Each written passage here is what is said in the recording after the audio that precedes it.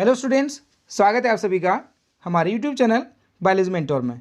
आज हम लोग जनन स्वास्थ्य अध्याय के अंतर्गत यौन संचारित रोग या सेक्सुअली ट्रांसमिटेड डिजीजेस के विषय में पढ़ेंगे। तो आइए शुरुआत करते हैं। यौन संचारित रोग या सेक्सुअली ट्रांसमिटेड डिजीजेस एसटीडी ऐसे रोग जो किसी संक्रमित व्यक्ति से स्वस्थ व्यक्ति में लैंगिक संबंध के द्वारा फैलते हैं उसे यौन संचारित रोग या सेक्सुअली ट्रांसमिटेड डिजीजेस या एसटीडी कहते हैं। कहने का तात्पर्य, अगर कोई स्वस्थ व्यक्ति किसी संक्रमित व्यक्ति के साथ यौन संबंध स्थापित करता है तो स्वस्थ व्यक्ति में आसानी के साथ यौन संचारित रोग पहुंच जाते हैं। इन्हें सेक्सुअली ट्रांसमिटेड इन्फेक्शंस एसटीआई या रिप्रोडक्टिव ट्रैक्ट इन्फेक्शन आरटीआई भी कहा जाता है। प्रमुख यौन संचारित रोग, नंबर पहला गोनोरिया, दूसरा सिफिलिस, तीसरा क्लेमाइडिएसिस, चौथा जेनिटल हर्पेस और पांचवां जननमस्से, छठा ट्राइकोमोनियासिस, सातवां एड्स और आठवां हेपेटाइटिस बी। तो इन्हें हम एक एक कर समझते हैं। नंबर पहला है गोनोरिया या सुजाग। यह एक जीवाणु के द्वारा होने वाली एसटीडी है जो कि नेसेरिया गोनोरिया नामक जीवाणु के द्वारा होता है। एक स्वस्थ व्यक्ति में संक्रमित व्यक्ति के साथ लैंगिक संबंध स्थापित करने के द्वारा फैलता है और इसके जो मुख्य लक्षण हैं, मूत्र मार्ग में जलन होती है एवं सफ़ेद द्रव का स्राव होता है। दूसरा, मूत्र के दौरान जननांगों में दर्द होता है और तीसरा, स्त्री में बंधता भी उत्पन्न होती है और मुख्य रूप से स्त्री में मेंस्ट्रुअल साइकिल इस रोग के द्वारा डिस्टर्ब रहता है। अब बात करेंगे इसके उपचार की। एंटीबायोटिक पेनिसिलिन और एम्पिसिलिन के द्वारा इसका इलाज किया जा सकता है। अब दूसरा है सिफिलिस। यह भी एक जीवाणु जनित रोग है जो कि ट्रेपोनिमा पेलिडम नामक जीवाणु के द्वारा होता है। एक संक्रमित व्यक्ति से स्वस्थ व्यक्ति में सेक्स के दौरान यह रोग फैलता है और साथ ही साथ एक संक्रमित माँ से उसके बच्चे में भी यह रोग फैलता है। इस रोग में पेनिस और वजाइना में छोटे छोटे दाने आने लगते हैं और जब यह रोग अपनी गंभीर अवस्था की तरफ पहुंचता है तो लगभग 6 महीने के समय के दौरान पूरे शरीर में चकत्ते और घाव होने लगते हैं और इसकी गंभीर स्थिति में यह रोग हृदय, मस्तिष्क और शरीर के अन्य महत्वपूर्ण अंगों को भी प्रभावित करने लगते हैं। अगर यह रोग मस्तिष्क को प्रभावित करता है, मस्तिष्क में भी इसका संक्रमण पहुंचता है तो पूरे शरीर को इसकी वजह से लकवा हो सकता है। एंटीबायोटिक पेनिसिलिन के द्वारा इसका इलाज किया जाता है। पेनिसिलिन एक एंटीबायोटिक है, इसके द्वारा सिफिलिस का इलाज किया जाता है। और तीसरी डिजीज़ है क्लेमाइडिएसिस। यह रोग भी एक जीवाणु के द्वारा फैलता है। क्लेमाइडिया ट्रिकोमेटिस नामक जो जीवाणु है इसके द्वारा यह रोग फैलता है। एक संक्रमित व्यक्ति से स्वस्थ व्यक्ति में लैंगिक संबंध के दौरान यह रोग फैलता है। इस रोग के जो प्रमुख लक्षण हैं, मूत्र में मवाद जैसा एक पदार्थ स्रावित होने लगता है। जब किया जाता है तो मूत्र के साथ एक मवाद जैसा पदार्थ भी साथ में आता है और मूत्र करने के दौरान जलन भी और दर्द का एहसास होने लगता है। एंटीबायोटिक टेट्रासाइक्लिन से इस बीमारी का इलाज किया जाता है। अब हम बात करेंगे जेनिटल हर्पीज के विषय में। यह एक वायरस जनित एसटीडी रोग है जो कि हर्पीज सिंप्लेक्स वायरस के द्वारा फैलता है।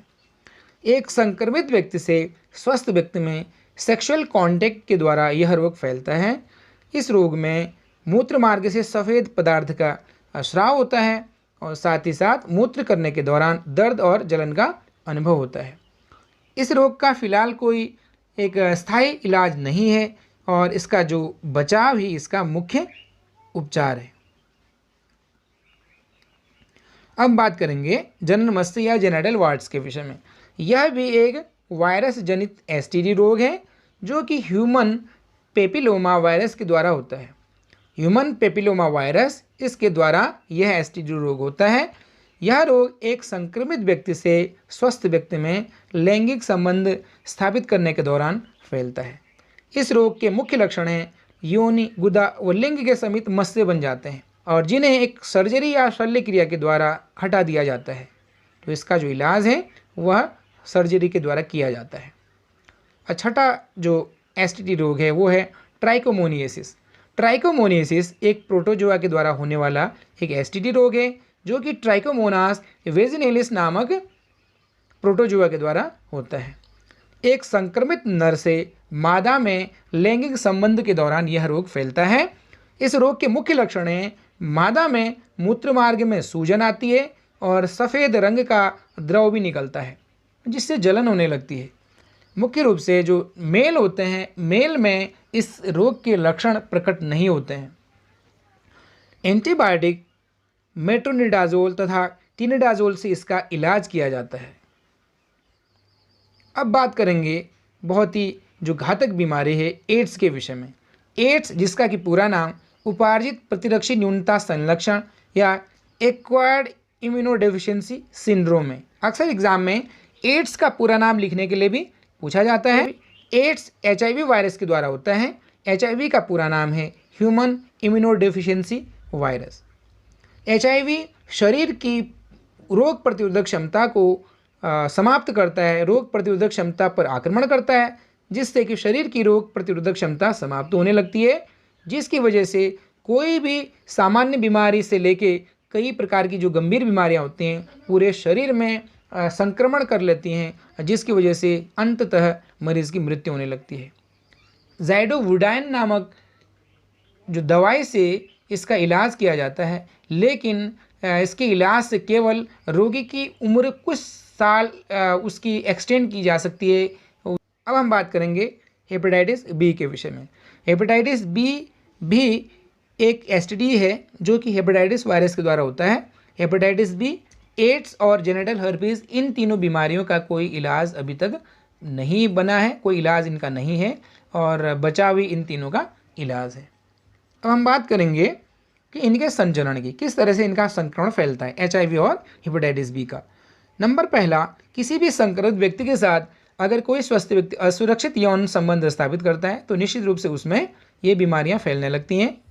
और दूसरा है संक्रमित व्यक्ति के रक्त के आदान से या ट्रांसफ्यूजन से। कोई भी संक्रमित व्यक्ति है उसका अगर किसी दूसरे स्वस्थ व्यक्ति को रक्त दिया जाता है तो उस व्यक्ति में भी यह एड्स या हेपेटाइटिस बी हो जाएगा। और तीसरा है संक्रमित सुई के उपयोग से।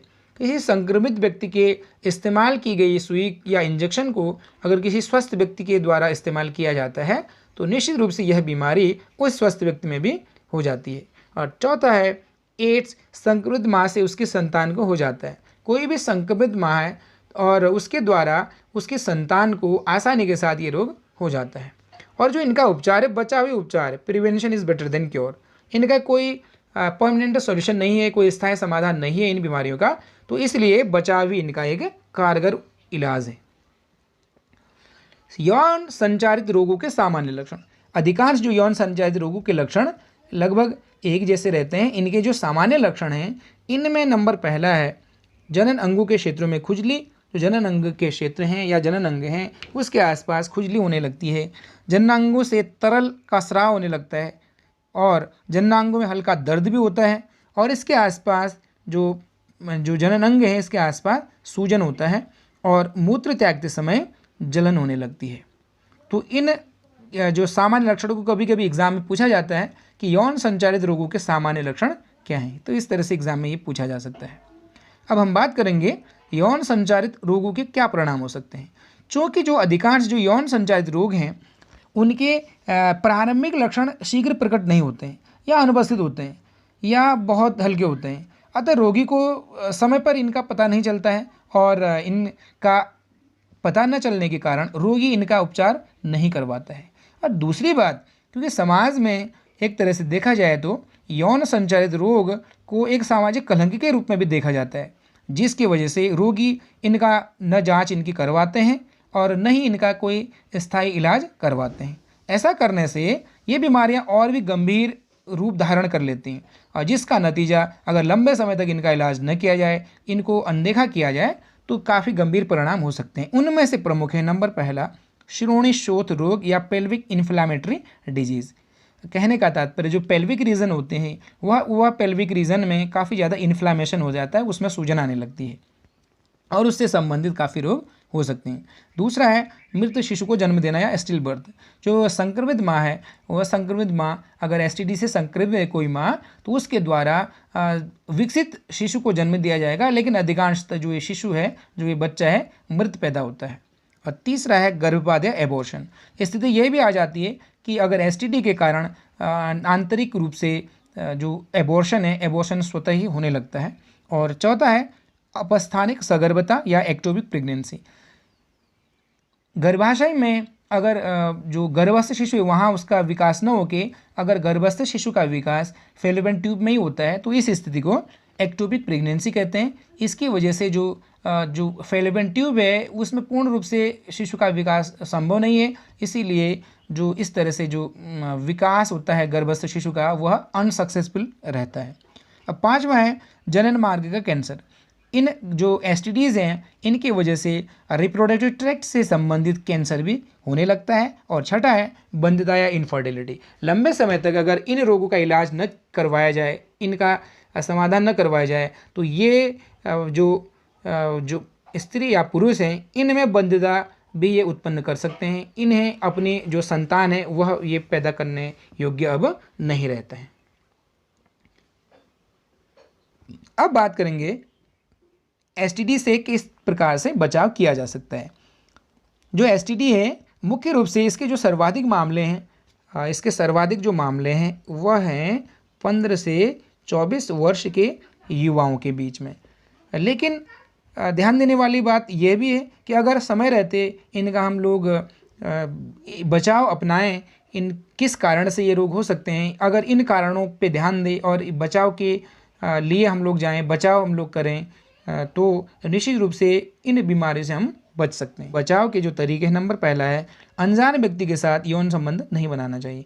किसी भी व्यक्ति को किसी दूसरे अनजान व्यक्ति के साथ यौन संबंध कभी भी नहीं बनाने चाहिए। और दूसरा है अनेक व्यक्तियों से यौन संबंध नहीं बनाना चाहिए। अगर मल्टीपल पार्टनर्स हैं, एक से अधिक व्यक्तियों के साथ यौन संबंध बनाए जाते हैं, तो निश्चित रूप से एसटीडी होने की संभावना रहेगी। और तीसरा है जो सेक्स के दौरान कंडोम का इस्तेमाल करना चाहिए, जो कि एक बहुत अच्छा साधन है एसटीडी से बचाने का। अपने लैंगिक अंगों को नियमित रूप से धोना चाहिए। नंबर 5वां है सामान्य लक्षण प्रकट होने पर तुरंत डॉक्टर से संपर्क करना चाहिए। अगर किसी भी आशंका की स्थिति में अगर ऐसा लग रहा है कि कोई लक्षण प्रकट हो रहे हैं, तो प्रारंभिक जांच के लिए शीघ्र ही योग्य डॉक्टर से संपर्क कर लेना चाहिए और रोग की पुष्टि होने पर इस रोग का पूरा इलाज करवाना चाहिए।